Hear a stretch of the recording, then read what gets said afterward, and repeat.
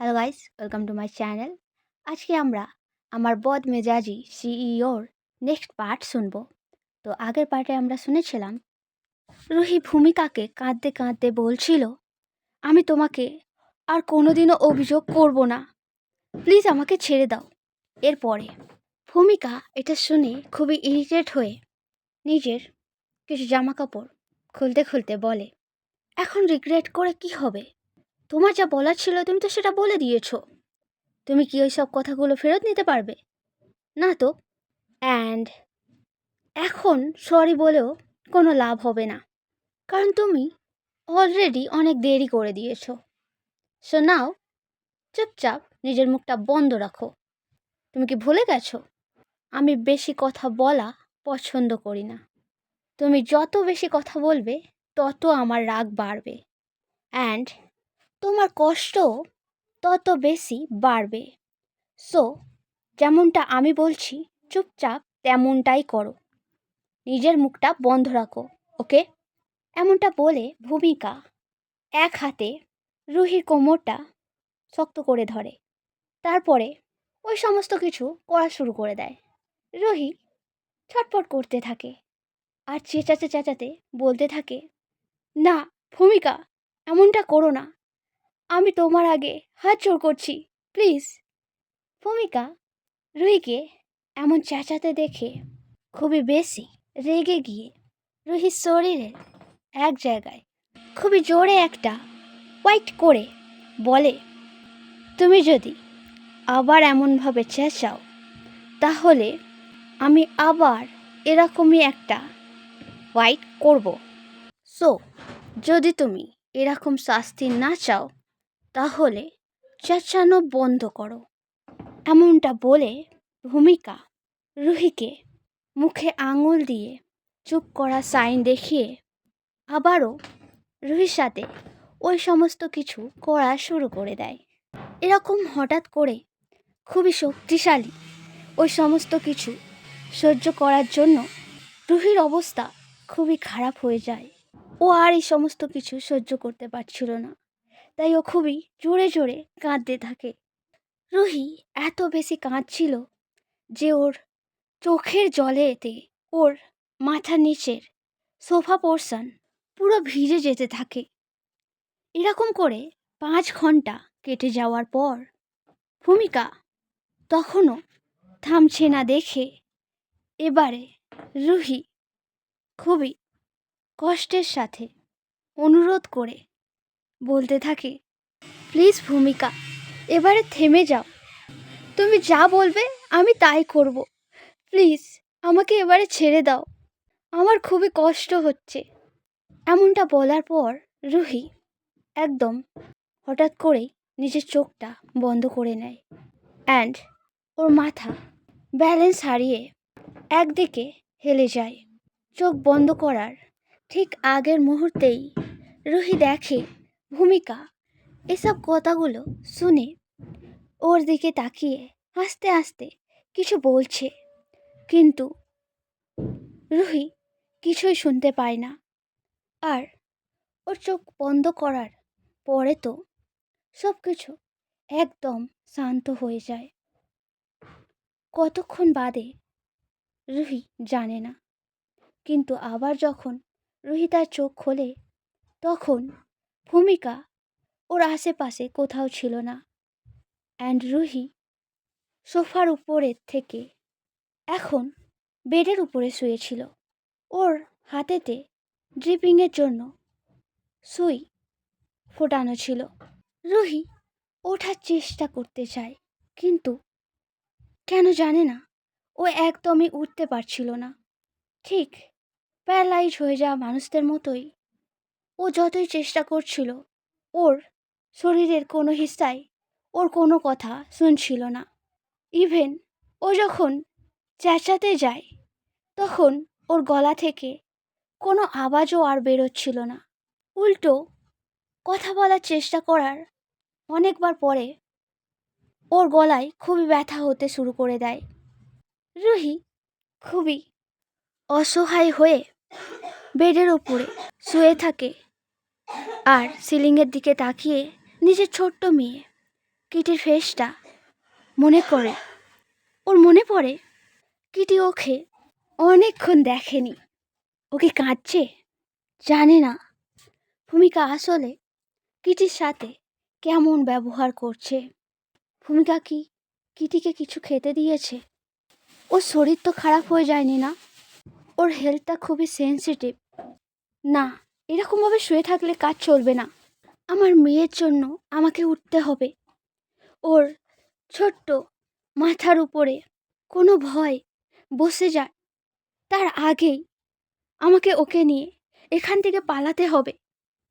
এমনটা ভেবে রুহি আবারও ওঠার চেষ্টা করতে থাকে, কিন্তু তবুও রুহির শরীরের কোনো অংশই কোনোভাবে নড়ছিল না।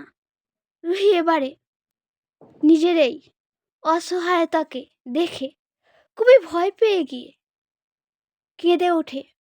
ভাবতে থাকে, আমার শরীর এরকমটা কি করে হয়ে গেল? ভূমিকা কি আমার শরীরটাকে প্যারালাইজ করার জন্য কোনো রকম ইনজেকশন দিয়েছে, যাতে কি আমি এখান থেকে আর পালাতে না পারি? আমি কি আর কোনোদিনও হেঁটে চলে ফিরতে পারবো না? তাহলে আমার মেয়েটার কি হবে? যদি ভূমিকা ওকে আমার থেকে দূরে করার জন্য অনাথ আশ্রমে দিয়ে আসে তো? তাহলে আমি কিভাবে বাঁচব? আমার ছোট্ট মেয়ে, আমি ওর কাছে যেতে চাই যে কোনো অবস্থায়। আমি এভাবে হার মানতে পারি না, আমাকে চেষ্টা করতে হবে। এমনটা ভেবে রুহি আবারও ছটফট করতে শুরু করে দেয়, নিজের শরীরটাকে ঝাঁক করে আবারও আগের মতো ঠিক করার জন্য।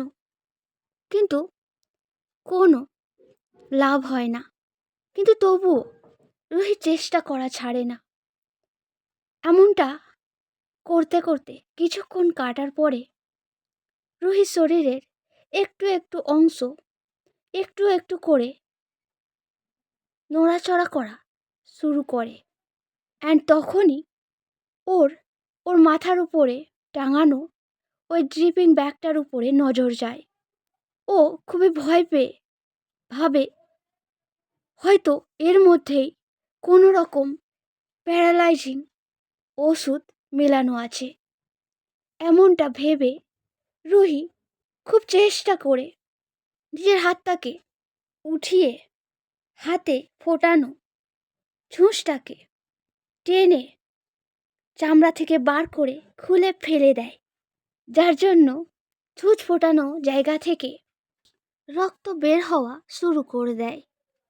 রক্তের ফোঁটা পড়ে পড়ে খাটে বেছানো চাদরটা ভিজে লাল হয়ে যাচ্ছিল।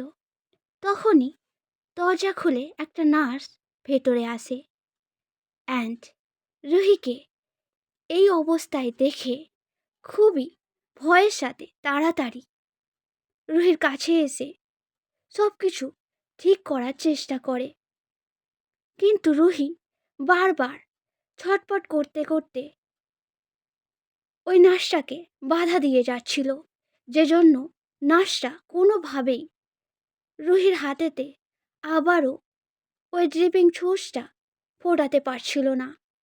এমনটা অনেকক্ষণ চলার পর নার্স খুবই টায়ার্ড এবং অসহায় হয়ে নিজের ক্লোথের পকেট থেকে ফোনটা বার করে কাউকে একজনকে ফোন করে বলে, পেশেন্ট খুবই অ্যাবনর্মাল ব্যবহার করছে, আমাকে কোনো রকম ট্রিটমেন্ট করতে দিচ্ছে না, প্লিজ এখানে তাড়াতাড়ি এসো আর আমাকে একটু সাহায্য করো।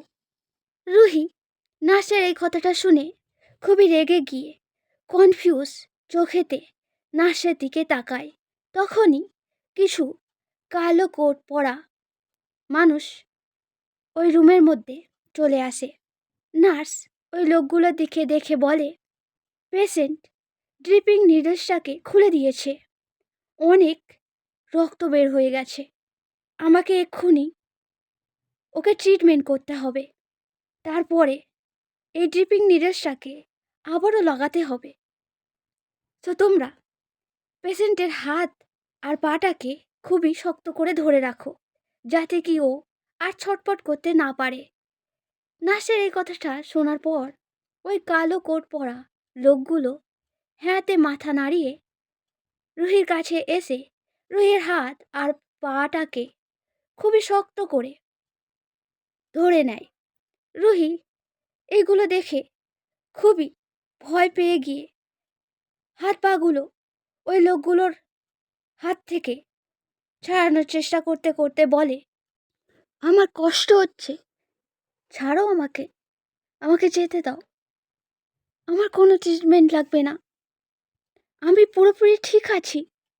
রুহি এতদূর বলেই ছিল, তখনই ওর গলাটা খুবই শুকিয়ে যায় আর গলাটা হঠাৎ করে বেসুম খেয়ে যায়, যার ফলে রুহি খুব জোরে জোরে খাসতে শুরু করে দেয়। এরকমভাবে কিছু সময় খুব জোরে জোরে খাসার পরে রুহির নিঃশ্বাসটা খুবই আনস্টেবল হয়ে যায়। ও খাসতে খাসতে একটু নিঃশ্বাস ঠিক করে নেওয়ার জন্যে ছটপট করতে থাকে।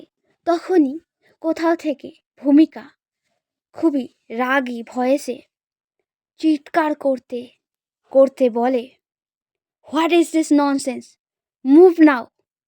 ভূমিকার এই চেঁচানো শুনে নার্স এবং সমস্ত বডিগার্ড দরজার দিকে তাকায়, যেখানে ভূমিকা দাঁড়িয়েছিল, আর ওই লোকগুলোর দিকেই ডার্ক চোখেতে তাকিয়েছিল।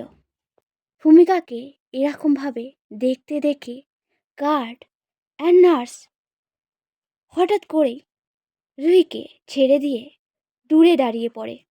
ভূমিকা তাড়াতাড়ি রুহির কাছে এসে ওকে এক হাত দিয়ে উপরে তুলে তারপরে ওর মুখেতে একটা জলের গ্লাস ধরে, তারপরে খুবই যত্নের সাথে রুহিকে একটু জল খাইয়ে তারপরে নিজের পকেট থেকে রুমাল বার করে রুহির মুখটা খুবই আস্তে করে পৌঁছার পরে ভূমিকা বলে, তুমি ঠিক আছো তো? রুহি খুবই জোরে জোরে নিঃশ্বাস নিতে নিতে মুখটা অন্যদিকে ঘুরিয়ে নেয়। তখন ভূমিকা এই বিহেভিয়ারটা দেখে একটু রেগে গিয়ে রুহির হাতটা ধরে কিছু বলতে চায়, কিন্তু তখনই রুহি একটু কষ্টের সাথে চেঁচিয়ে ওঠে। এটা দেখে ভূমিকা রুহির হাতটা একদম তাড়াতাড়ি করে ছেড়ে দেয়। তারপরে রুহির হাতের দিকে ভালো করে তাকিয়ে দেখে রুহির হাতেতে অনেকগুলো আঙুলের ছাপ পড়ে গেছে। এটা দেখার পরে ভূমিকা খুবই রাগের সাথে ওই বডিগার্ডগুলোর দিকে তাকিয়ে পাশে বেডসাইড টেবিলের উপরে রাখা একটা ফুড বাউলের উপর থেকে একটা ছুরি নিয়ে বলে, এখানে এসো, আমাকে তোমাদের আঙুলগুলো কাটতে হবে। ভূমিকাকে এরকমটা বলতে দেখে গার্ডগুলো কাঁপতে কাঁপতে পিছনে সরে যায়। কোনো গার্ড সামনে আসার জন্য রাজি ছিল না। এটা দেখে ভূমিকা আরও বেশি রেগে গিয়ে বলে, তোমরা কি শুনতে পাওনি আমি কি বলেছি? এখানে এসো। যদি আমাকে আসতে হয় তাহলে কিন্তু আরও বেশি খারাপ হবে। তোমাদের সাহস কী করে হলো আমার হানির গায়ে টাচ করার? আমি কি তোমাদের সেই অধিকার দিয়েছি? কাম অন, তাড়াতাড়ি এসো এদিকে। তো আমাদের এই স্টোরিটার এই পর্বটা আজকের জন্য এত দূরই। নেক্সট পর্ব জানার জন্যে চ্যানেলটাকে সাবস্ক্রাইব করো, লাইক করো অ্যান্ড কমেন্ট করে জানিও আজকের পর্বটা কেমন লাগলো। দেখা হচ্ছে নেক্সট পার্টে। চলো বাই বাই।